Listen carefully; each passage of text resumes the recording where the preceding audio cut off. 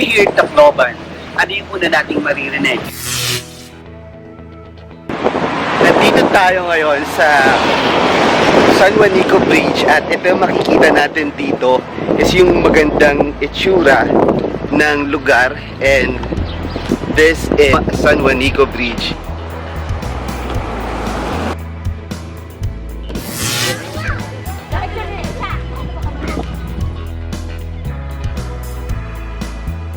Hello everyone! Nandito tayo ngayon sa Palo, Leyte, kung saan makikita natin dito yung MacArthur Shrine. Dito naglanding or bumaba si MacArthur nung sinabi niya na I shall return. And yeah, it's really familiar sa atin, sa bawat Filipino, yung sinabi niya na yon na I shall return, and bumalik siya. And dito siya nagland sa Palo, Leyte. I don't know why there are only 7 people na nagland na nandun sa area na yon. Maybe because it's lucky 7. There are reasons behind that. Yeah, nasa likod na tayo ni na MacArthur.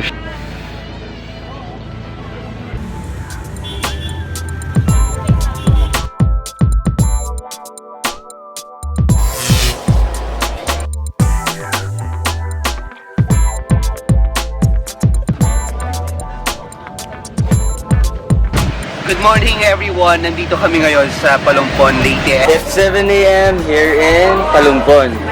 So here, ito yung mga sasakyan na bangka later.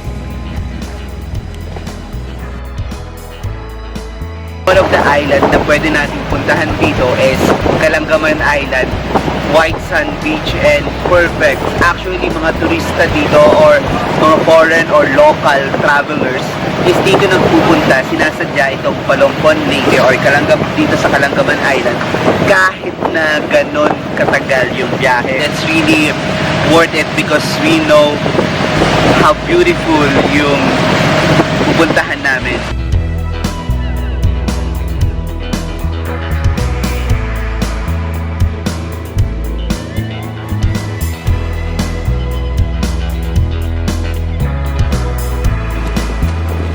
Tatanong nyo dito sa likod is ito yung pinakang island. Nandito tayo ngayon sa Sandbar.